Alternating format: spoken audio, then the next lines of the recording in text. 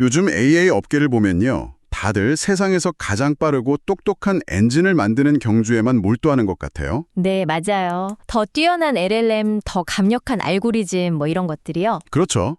그런데 만약에 이 경주의 진짜 승자가 최고의 엔진을 만드는 회사가 아니라 그 모든 엔진들이 달릴 수밖에 없는 지도와 도로망 전체를 먼저 구축해버린 회사라면 어떨까요? 아, 그 비유가 정말 흥미롭네요. 오늘은 바로 그 이야기. 팔란티어의 핵심 기술인 온톨로지가 어떻게 단순히 더 나은 자동차를 만드는 경쟁을 넘어서 산업 전체가 달려야 할 길 자체를 만들고 있는지 그 거대한 야망의 실체를 한번 파헤쳐 보겠습니다. 네, 본격적인 이야기에 앞서서 투자 판단의 최종 책임은 투자자 본인에게 있다는 점을 명확히 말씀드립니다. 저희는 단순 참고용 정보나 분석을 제공할 뿐 특정 종목이나 섹터에 대해 매수나 매도를 절대 추천하는 것이 아닙니다. 좋습니다. 그럼 그 도로망의 설계도 붙들어 한번 들여다보죠. 대부분의 기업들이 데이터를 다루는 방식은 거대한 엑셀 시트, 그러니까 표를 벗어나지 못한다고 하잖아요. 네. 이게 구체적으로 어떤 한계를 가지고 있는 건가요? 네, 그게 바로 우리가 수십 년간 익숙해져 온 전통적인 방식이죠. 스노우플레이크 같은 데이터 웨어하우스 기업들이 딱 대표적인 예시예요. 아, 스노우플레이크. 네, 모든 데이터를 아주 정교하게 설계된 표 형태로 저장을 하고요. SQL이라는 언어를 사용해서 이 표랑 저 표를 연결해가지고 의미 있는 정보를 찾아내는 방식이거든요. 마치 거대한 도서관 같은 느낌이네요. 맞아요. 수백만 권의 책, 즉 표들 중에서 내가 원하는 내용이 담긴 특정 페이지들을 정확하게 찾아내서 연결하는 그런 작업과 똑같습니다. 예를 들어서 지난 분기에 A 제품을 구매한 20대 여성 고객 중에 서울에 살면서 B 제품도 같이 산 사람 목록을 뽑아줘. 뭐 이런 질문을 하려면 네네. 도서관 사서처럼 어떤 책, 그러니까 어떤 표를 봐야 할지 정확히 알고 명령을 내려야만 하는 거군요. 정확합니다. 그리고 또 다른 한 측에는 오픈 AI 같은 LLM 기반의 기업들이 있는 거죠. 아, 그렇죠. 요즘 가장 뜨거운. 네. 이쪽은 데이터를 벡터라는 수학적 공간의 점으로 바꿔서 이해를 해요. AI의 미래라는 문장이랑 인공지능의 발전 가능성이라는 문장이 의미적으로 비슷하면 이 벡터 공간에서 서로 가까운 위치에 점을 찍는 거예요. 아, 의미의 유사성을 거리로 계산하는 방식. 네. 문장들 사이의 관계를 파악하는 데는 정말 뛰어나지만 데이터의 정확한 사실관계를 따지는 데는 좀 약점이 있어요. 들어보니까 정리를 좀 해보자면 한쪽은 규칙에 철저한 원칙주의자인데 너무 융통성이 없고 다른 한쪽은 창의적이고 말도 잘 알아듣는 인턴인데 가끔 자기가 상상한 이야기를 사실처럼 말하는 거네요. 비유가 정말 정확하시네요. 기업 운영, 특히 수십억 달러 규모의 공급망을 맡기기에는 둘 다 좀 불안한데요. 바로 그 지점이 현존하는 AI 기술의 딜레마입니다. 신뢰성이냐 유연성이냐 이 사이의 트레이드오프죠. 네. 그런데 팔란티어는 이 문제를 데이터를 바라보는 관점 자체를 바꿔서 해결하려고 하는 거예요. 관점 자체를요? 네. 표나 벡터가 아니라 객체, 오브젝트라는 단위로 세상을 보는 겁니다. 팔란티어가 말하는 고객 객체가 구체적으로 어떻게 다른 거죠? 아, 정말 좋은 질문이에요. 그 차이를 이해하는 게 모든 것의 시작이거든요. 네. 데이터베이스에 있는 고객 정보 한 줄은 그냥 텍스트와 숫자의 나열에 불과해요. 하지만 팔란티어의 온톨로지 안에서 김민중 고객 객체는요, 거의 살아있는 디지털 인격체에 가깝습니다. 디지털 인격체요. 네, 단순히 이름하고 주소만 가진 데이터가 아니라 이 고객이 어떤 제품을 샀는지, 어떤 부품을 사용하는 자동차를 소유하고 있는지, 최근에 어떤 불만 사항을 접수했는지와 같은 모든 정보들이요. 와, 관계, 링크스라는 거미줄로 다른 객체들, 예를 들면 제품 객체, 자동차 객체, 서비스 센터 객체랑 아주 촘촘하게 연결되어 있어요. 아, 그러니까 데이터 조각들을 그냥 모아서 분류하는 수준이 아니라 현실 세계의 관계망을 디지털 세상에 그대로 복제하는 거군요. 맞습니다. 그래서 이걸 운영적 디지털 트윈이라고 불러요. 운영적 디지털 트윈. 네, 단순히 공장 설비를 3D로 예쁘게 그리는 걸 넘어서요. 기업을 움직이는 모든 사람, 사물, 프로세스, 그리고 그들 간의 상호작용 규칙까지 전부 디지털로 구현하는 거죠.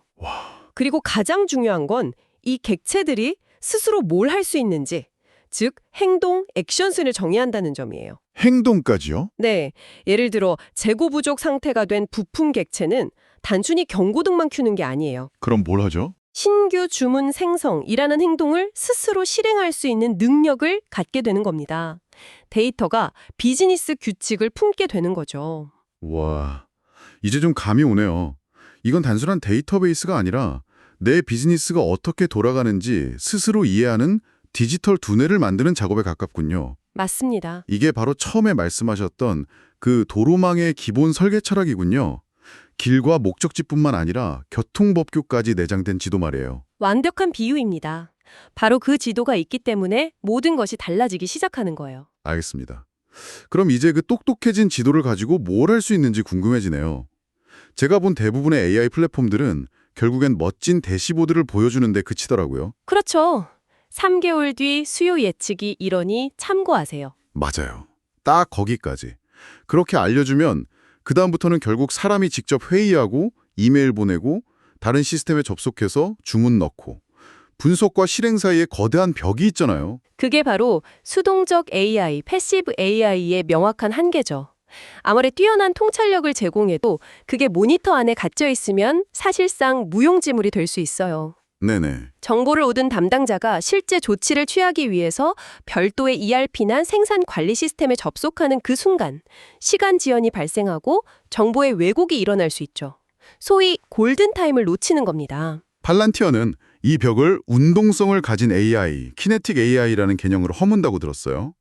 이름부터가 굉장히 역동적인데 어떻게 이게 가능한 건가요? 라이트백이라는 핵심 기능 덕분입니다. 라이트백. 네, 온톨로지는 처음부터 데이터를 읽기만 하는 읽기 전용이 아니에요.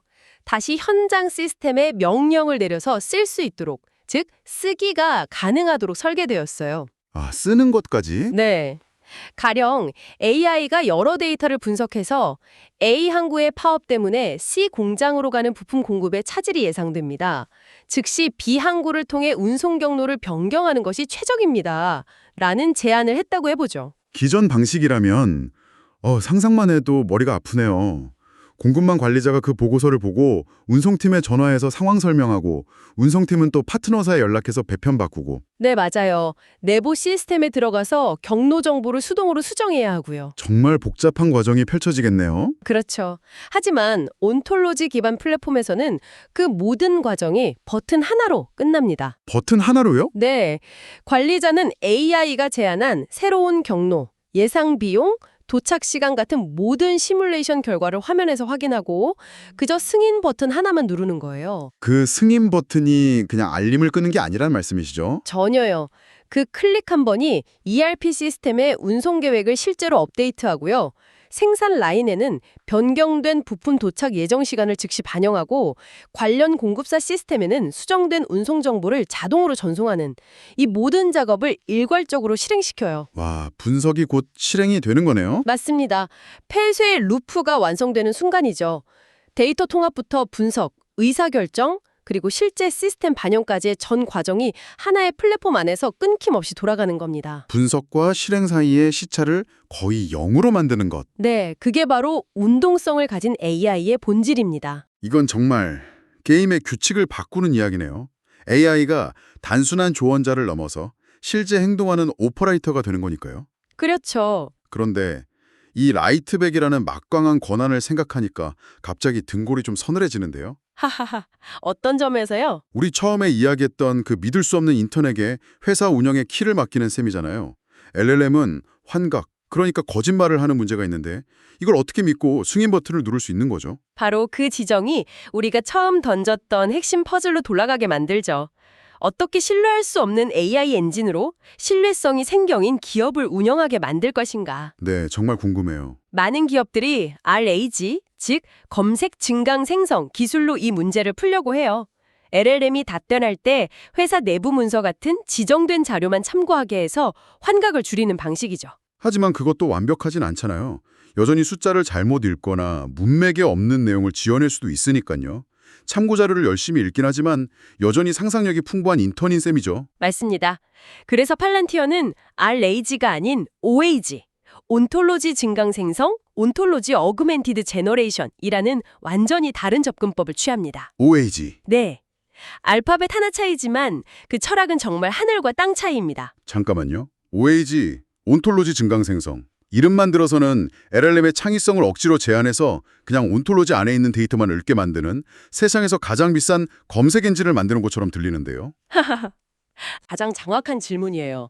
날개를 꺾는 게 아니라 아주 정교한 항법 장치를 달아주는 것에 가깝습니다. 항법 장치요. 네, LLM의 역할이 창작이 아니라 번역이 되는 거예요. 번역이요? 예를 들어서 사용자가 A 부품 재고가 위험 수준에 도달한 공장들 중에서 다음 주 생산 계획에 차질이 생길 가능성이 가장 높은 곳은 어디고 해결책은 뭐야? 라고 자연어로 질문을 던졌다고 해보죠. 엄청나게 복잡한 질문이네요. 그렇죠. RAG 환경의 LLM은 과거 보고서나 이메일을 막 뒤져서 이 질문에 대한 답을 추측하고 창작하려고 할 겁니다. 그러다 오류가 생기죠. 네. 하지만 OAG 환경에서 LLM은 이 자연어 질문을요, 우리가 앞서 이야기한 온톨로지라는 디지털 두뇌가 이해할 수 있는 매우 정교한 커리로 번역하는 역할만 수행해요. 그리고 그 커리를 온톨로지에 던지는 거죠. 아, 그럼 실제 답을 찾는 건 LLM이 아니라 온톨로지의 몫이군요. 바로 그겁니다. 온톨로지는 실시간으로 연결된 시스템을 통해서 A 부품 객체의 현재 재고량과 공장 객체의 생산 계획을 정확히 조회하고 논리적인 관계를 분석해서 100% 사실에 기반한 답을 찾아내요. 예를 들면 어떤 답이 나오는 거죠? C 공장 85% 확률로 생산 차질 예상, 해결책 D 공장의 잉여 재고 200개 금급 이전과 같은 아주 정확한 데이터가 나오는 거죠. 와, 그러면 LLM은 이 기계적인 데이터를 받아서 다시 사람이 이해하기 쉬운 자연스러운 문장으로 번역해서 보여주는 겁니다. 아하. 즉, LLM의 유연한 언어 능력은 최대한 활용화돼 답변의 근거는 반드시 온톨로지라는 단 하나의 진실 공급원에만 의존하게 만드는 거죠. 와, 이건 마치 자유롭게 뛰노는 야생마를 길들여서 정해진 철로 위만 달리는 고속열차로 만드는 것 같네요. 절대 탈선할 일이 없도록요. 신뢰성의 문제를 이렇게 푸는군요. 네, 기업 환경에서 AI와의 대화의 가장 중요한 믿음의 문제를 해결하는 팔란티어만의 아주 독창적인 방식입니다. 알겠습니다. 이 온톨로지라는 도로망이 어떻게 데이터를 구조화하고 객체, 어떻게 행동하며 라이트백, 또 어떻게 LLM과 대화하는지 OAG까지는 이해가 됐어요. 네, 그런데 이 모든 시스템이 너무 정교하고 복잡해서 한 번 구축하고 나면 바꾸기가 굉장히 어려울 것 같아요. 현실 비즈니스는 계속 변하잖아요. 그렇죠. 계속 변하죠. 신제품이 나오거나 조직 개편이 있을 때마다 수백억을 들여서 이 디지털 세계를 전부 뜯어 고쳐야 하는 건가요? 그 부분이 바로 아키텍처의 유연성과 확장성에 대한 이야기로 이어져요. 아, 확장성? 네, 기존 플랫폼들은 새로운 분석이 필요할 때마다 데이터 파이프라인 전체를 다시 설계해야 하는 경우가 많아요. 여러 시스템에서 데이터를 뽑고 변환하고 합치는 복잡한 과정을 처음부터 다시 해야 하죠. 시간과 비용이 엄청나게 들어요. 네. 하지만 온톨로지는 레고 블럭을 조립하는 것과 비슷해요. 레고 블록이요? 네, 이미 만들어진 고객 객체와 제품 객체가 있다면 신제품 선호도라는 새로운 관계, 링크를 둘 사이에 추가하는 것만으로 간단하게 분석 모델을 확장할 수 있어요. 아, 전체를 부수고 다시 짓는 게 아니라 필요한 부분에 블록을 추가하는 방식이군요. 맞습니다. 훨씬 유연하고 빠르죠. 그렇군요. 또 하나 중요한 게 보안 문제일 텐데요. 이렇게 모든 데이터가 초연결된 시스템이라면 권한 없는 사람이 민감한 정보에 접근할 위험도 커지지 않나요? 맞아요. 그래서 온톨로지의 보안 모델은 기존 시스템과 근본적으로 다릅니다. 대부분의 시스템은 건물 정문에 하나의 큰 자물쇠를 거는 방식이에요. 아, 일단 안에 들어오면 네, 일단 들어오면 대부분의 방을 돌아다닐 수 있죠. 하지만 온톨로지는 건물 안에 있는 모든 사물, 예를 들어 책상, 의자, 컴퓨터 하나하나에 각기 다른 스마트 키카드를 다는 것과 같아요. 와, 정말 세분화되어 있네요. 네, 이걸 세분화된 접근 지어라고 부르는데요. 예를 들어 주실 수 있을까요? 병원을 생각해보면 쉬워요. 의사, 간호사, 원무과 직원이 모두 온톨로지 안에서 동일한 환자 객체를 보고 있다고 해보죠. 네. 하지만 의사에게는 환자의 진료 기록과 CT 영상이 보이고 간호사에게는 투약 스케줄과 바이탈 사인이 보이고 원무과 직원에게는 보험 정보와 수납 내역만 보여요. 똑같은 환자 객체를 보는데도 사람마다 보이는 정보가 완전히 다른 거네요. 맞습니다. 사용자의 역할과 권한에 따라 볼 수 있는 정보의 창문이 완전히 다른 겁니다. 이런 초정밀 보완이 가능하기 때문에 부서 간의 협업은 촉진하면서도 데이터 유출 위험은 최소화할 수 있는 거죠. 정말 강력하네요. 결국 이런 유연성, 보안성, 그리고 직관적인 인터페이스 덕분에 사용하는 사람의 범위도 달라지겠어요. 네, 그게 최종적인 결과물입니다. 전통적인 AI 플랫폼은 복잡한 코딩과 데이터 분석 능력이 필요한 데이터 사이언티스트나 개발자들의 전유물이었죠. 그렇죠. 전문가의 영역이었죠. 캐터, 그리고 최종 의사결정을 내리는 CEO까지 코딩을 모르는 사람도 마치 스마트폰 앱을 쓰듯이 자신의 비즈니스를 탐색하고 시뮬레이션하고 실행에 옮길 수 있도록 설계되었어요. AI 기술의 민주화를 지향하는 거군요. 네, 그렇다고 볼 수 있습니다. 자, 그럼 오늘 나눈 모든 조각들을 한번 맞춰보죠. 데이터를 표가 아닌 객체로 보고 분석을 실행으로 바로 연결하고 또 통제된 LLM으로 신뢰성을 확보하고 레고처럼 유연하고 안전한 구조를 가졌다는 것까지. 네, 결국 처음에 던졌던 질문으로 돌아오게 되네요. 다른 기업들이 AI 엔진 성능 경쟁에만 몰두할 때 팔란티어는 왜 이렇게 복잡하고 어려운 도로망을 까는데 집착하는 걸까요? 그 비유가 팔란티어의 철학을 가장 정확하게 꿰뚫고 있다고 생각해요. 지금 시장을 휩쓰는 LLM 같은 엔진 기술은요, 앞으로도 계속 발전하고 또 대체될 겁니다. 아, 그렇죠.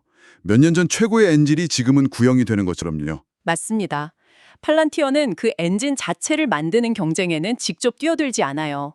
대신 어떤 강력한 엔진이 나오더라도 그 힘을 100% 발휘하면서 안전하게 달릴 수 있는 인프라, 즉 지도와 도로망을 구축하는 데 모든 걸 걸고 있죠. 그 도로망이 한번 견고하게 구축되고 나면 그 위를 달리는 자동차, 그러니까 AI 엔진은 오늘은 GPT-4를 쓰다가 내일은 제미나이로 바꿔 끼워도 상관없다는 의미군요. 정확합니다. 기업의 수십 년간 쌓인 데이터, 비즈니스 로직, 운영 노하우 같은 핵심 자산은 반짝이는 엔진이 아니라 바로 그 도로망 자체에 녹아들게 됩니다. 아, 도로망, 즉 온톨로지가 우리 회사의 본질을 담고 있기 때문에 어떤 엔진을 쓰든 우리는 길을 잃지 않고 비즈니스 가치라는 최종 목적지에 도달할 수 있는 거죠. 결국 기업에게 가장 오래 지속되는 경쟁력은 엔진 그 자체가 아니라 네. 그 엔진을 담아내는 그릇이자 인프라에서 나온다는 것. 그것이 바로 팔란티어의 핵심 철학입니다. 그렇다면 마지막으로 청취자 여러분과 함께 생각해 볼 만한 질문을 하나 던져보겠습니다. 만약 한 기업의 모든 운영 로직과 데이터, 즉 기업의 디지털 영혼이라고 부를 수 있는 모든 것이 이 온톨로지라는 단 하나의 인프라에 완벽하게 인코딩 된다면 그 기업과 이 인프라를 제공하는 기술 기업의 관계는 장기적으로 어떻게 정의될까요? 정말 의미심장한 질문이네요. 이것은 단순한 기술적 종속일까요? 아니면 두 회사가 운명 공동체가 되는 새로운 차원의 전략적 파트너십일까요? 이 질문에 대한 답은 앞으로 우리가 기술과 비즈니스의 관계를 이해하는 데 아주 중요한 실마리가 될 것입니다. 다시 한번 말씀드리지만 투자 판단의 최종 책임은 투자자 본인에게 있다는 점을 명확히 말씀드립니다. 저희는 단순 참고용 정보나 분석을 제공할 뿐 특정 종목이나 섹터에 대해 매수나 매도를 절대 추천하는 것이 아닙니다. 항상 여러분의 성공 투자를 기원합니다. 내용이 좋으셨다면 구독, 좋아요 부탁합니다.